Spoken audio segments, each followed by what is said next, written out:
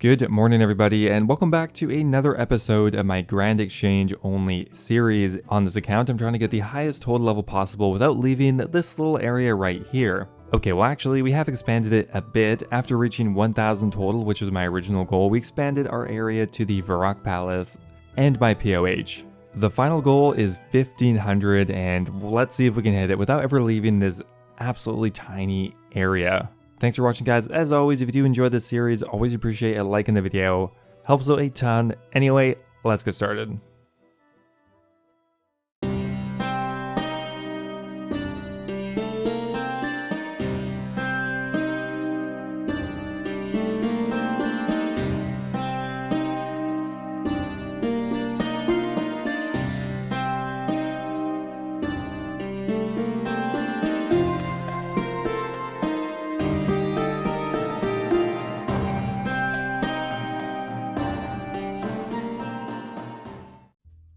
Now, in the last episode, I finished off at 1,321 total level. We're making really good progress towards our final goal. That said, there is one skill here that has been irking me for a while, and I really want to get it done. That would be magic. Looking at it now, we are only one level away from max, which while appears so close, is yet still so far. We must have to do another 20 or 30 hours of magic training. So I'm going to start by working on that, and although I am very poor right now, I do have a way around that. So there is one method out there that I haven't really tried yet at all, but it is one of the most cost-effective ways to train magic and kind of crafting at the same time. Now, alching is historically a very popular way to train magic, but it can be somewhat difficult to obtain profitable things to alch. Now, that's assuming that you buy items directly from the Grand Exchange and alch them. However, there is another way around this. A very popular item to alch are battle staves, and while you can buy them directly from the Grand Exchange, another way to do this is to buy the orb and battle staff, combine them for crafting experience, and then alch them. Depending on the prices, you can fully break even doing this, both with the crafting experience and the magic experience, which means this is actually a very good option to train both skills at once, because crafting is another skill that we're getting very close to 99 on as well. So yeah, probably should have done this a while ago, but you know what, we're getting to it now. So right now we're starting off with earth orbs and battle staves. We're going to go ahead and buy 1,000 roughly of each of them, combine all of those together into battle staves, and then we'll start alching. So there we are, we finished off with all 1,000 earth battle staves, gained ourselves just over 100k crafting experience, which is actually quite a bit. Now, unfortunately, we have like no money left right now. Now, the best part about this method is you can't really lose money on it. You either don't buy any of the items for a profitable margin, or you buy them and alch them. Battle staves will always high alch for 9,300 each, which means you really cannot lose. So roughly this entire process takes a little over an hour, and because we broke even on all of that, we essentially can just repeat that as many times as necessary. So not a bad method. Okay, so we just went ahead and alched another 1,000 battle staves and of course crafted them, which means we're now officially 10% of the way to 99. Okay, so we're taking a little quick break here from magic. Whenever I get a minute, I do a little bit of yew chopping, my new favorite activity, because it's just so AFK. And there we go, there is 76 woodcutting, and we're actually getting up there now. Soon we're going to be at 80, which is pretty impressive for only having a couple random trees here. Okay, so another lot of 1,000 done, and we're already halfway to another crafting level. Realistically, this is mainly a crafting training method, but the magic experience is just kind of a happy accident. Okay, so after alching all of those earth battle staves, we are now 20% of the way to 99. Now, although this is kind of slow, it feels really good not to be spending any money. Right now, we only have around 10 mil to work with, and well, it's not going down at the very least. Okay, well, it is going down a little bit because of farming, but you know what? It's paying off. There is another farming level coming in. 71 farming. Only one more level to go until we can finally switch over to the magic sapling. At the rate we're going, that should only be a couple more days. Okay, so we're going to take this opportunity to switch things up a bit. I actually want to make a bit of money from magic, so we're going to actually try to enchant an item that I haven't done too much. We're actually going to go ahead and enchant topaz bracelets. Essentially, they are the same as ruby, but are a little bit less common. Specifically, we're going to be making bracelets of slaughter, a less common item, but thanks to that, it's quite profitable actually. I'm not really sure how many of these I'm going to be doing, but right now we're getting like a 500 GP margin, which is insanely high. So probably I'll just keep doing it until, well, that margin disappears. But yeah, that's pretty amazing. So we just sold 1,500 of them for like 2.5k each. And we're buying them for 1,900, which means even with the cost of the Cosmic Rune, we're nearly making 500 GP on every enchant, which means on those 1,500, I just made like 750k in a bit over an hour, which is absolutely amazing. Also, thanks to all the alchemy, we're now over 1/3 of the way to 99. We're getting there. Okay, so we've been going a little crazy on these topaz amulets. We're up to almost 50% of the way to 99, which means I must have enchanted at least 3,000 or 4,000 of these things.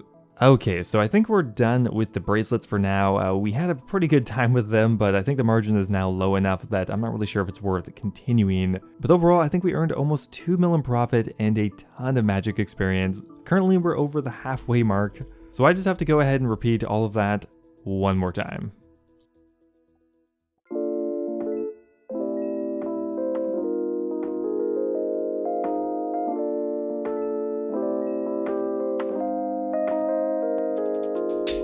Well, there we are finally. After 7,000, 8,000 battle staves, we are now just about to hit another big crafting level. There is 96 crafting, just kind of passively through my magic training method, but I'm focused mainly on getting 99 magic, so every crafting level is kind of a bonus, in my eyes anyway. Man, we're so close on crafting as well. Alright, so after a long while, we are finally reaching a very important milestone level, 72 farming. Now, this is of course very important because we can now boost to plant a magic sapling, which is good for a few different reasons. Okay, so first up here, the magic sapling is going to be the best way for me to get farming experience in my area, so we're going to be planting those all the way to 99. It's going to be expensive, but we're going to do it.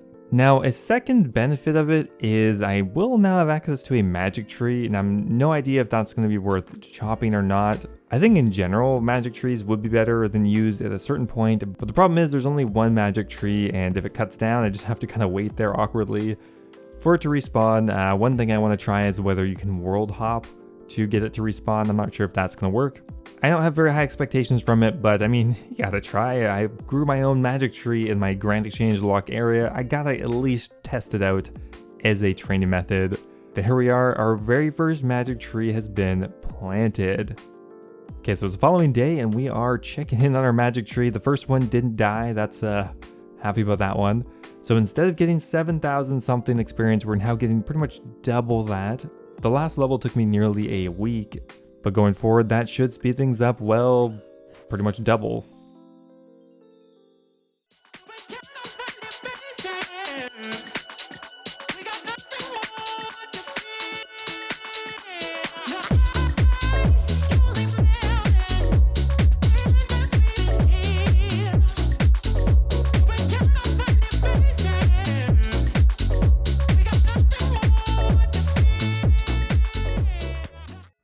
Oh my god, I can't believe it is finally happening after over a year of working on this account. I'm finally about to reach 99 magic. Without having access to some of the best magic training methods, we still managed to do it eventually.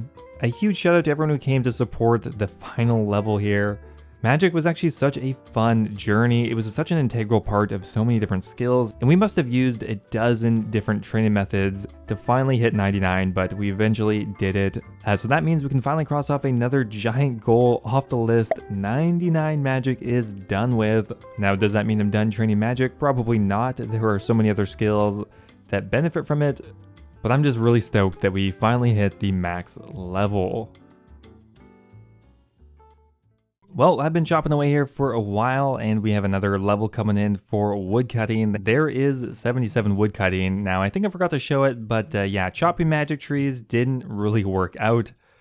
The experience per hour was half of what I was getting here, and obviously the money per hour doesn't matter that much. So yeah, unfortunately, I don't think we'll be chopping magic trees, but we are still going to be growing them. So there is a dunce random event done, which is pretty awesome because that's actually going to easily get us another level. That is going to bring us all the way to 6 hunter, and yeah, these levels are speeding up really quickly. I mean, if we get another dunce random, that is actually just another level right off the bat. Hey, collection log item, Beekeeper's Boots. Not really an official goal, but a soft goal is to get all of the random event items. There is another strength level coming in, 62 strength. Bringing us up to a nice even milestone of 1330 total. Now something I have been meaning to make for a while is an armor stand in my POH. Now something I've been thinking about doing for a while but hasn't really been that profitable lately is repairing Barrows armor. Now this can be extremely easy and very profitable, and because I can build this item in my POH, I don't need to leave my assigned area to go repair the armor. Normally you do it in Lumbridge or one of the other repair areas, but I don't have to do that. So we can go ahead and buy items like the Kirill's Leather Top 0 from the Grand Exchange, go ahead and repair it for 50 or 60k each, and sell it for a profit. It's very easy to do, and we'll also get a little bit of smithing experience along the way. So yeah, we'll take that. I'm still going to be training combat, but while I'm doing that, I also want to try to make some of my money back, because we're going to need a lot of it for prayer and construction. Okay, so I just got really lucky repairing these Kirill's leather tops. Just in the middle of me buying and selling them, the item just spiked so hard. I just noticed on GE Tracker, yeah, we sold them for over 3,000 each, which is kind of crazy. We already had made around 200k in profit on the first two, but the last two, 1.2 mil on them, which while was a complete fluke, we will take that. So we just went ahead and repaired another 4 of the Kirill's leather tops. These are by far the quickest, and that just netted us another 500k. I think we're getting kind of lucky on these. Normally they're not that profitable. Thanks to the market just being completely crazy lately, I think there's more opportunity to make money repairing Barrows armor, but still. Okay, so we've expanded our item list a bit here. We're doing not only the Kirill's leather top, we're doing also the Guthan's plate body and the Guthan's helm. Not as profitable, but also way cheaper, which means I could theoretically buy 4 or 5 different types of items instead of realistically 1. So yeah, we made less, but altogether I think we made about 400k on all these items as well, which is not bad. Man, I'm getting pretty lucky with the experience randoms, can't complain about that. We got another dunce random, and like I was saying the other day, if we get one more, we're actually going to get a level just in one single book. So there we are at 7 Hunter. Probably the easiest total level I've gotten in like 6 months. So once again, we've kind of expanded our library of Barrows items. We're doing now, in addition to the ones we've already done, the Varrock's plate skirt, which I think is netting us around 50k in profit, somewhere around there. Pretty good for a cheap item like that. So while we're waiting for offers to come through, we are continuing on with our strength training. There is 63 strength.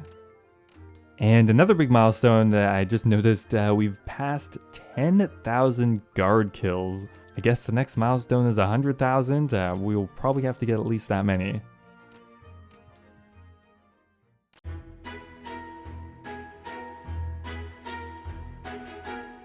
Okay, so a couple hours later, and we just hit a pretty nice level, 65 strength just here at the guards. Fortunately, the XP per hour just doesn't get it much higher. It really comes down to how focused I am. But anyway, I'm pretty happy to have hit that level. So here's our final lot of Barrows repairs. We just finished up with 5 Rim's robe tops. And after selling everything off, we are now at 16.8 mil, which is huge considering how much time I really have invested here. And because you can't end off at 1336 total level, we got to get one more. There is 78 woodcutting, bringing us up to a pretty epic milestone of 1337. So I guess Leet is as good a place to end it as any. That's going to be it for me today, guys. I hope you guys enjoyed the video as always. Thanks for watching, and I will see you next time. Now, before I go here, I want to give a giant thank you to all of my members over on YouTube. Thank you so much to Sejuani's Flail, The Hybrid, Ocelot, and Kush Patel for all being subscribed at the Dragon tier. Means a lot, guys. As always, thank you for your continued support. Also, a giant thank you to Sir Rojas, Ryan Shady, Mexos, Base Titch, NDM001, and YoYoSub89 for all being subscribed at the Brunette tier.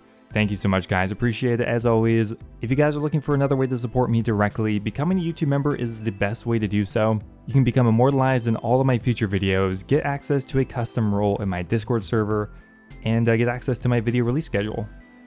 Anyway, thanks for watching guys, and I'll see you next time.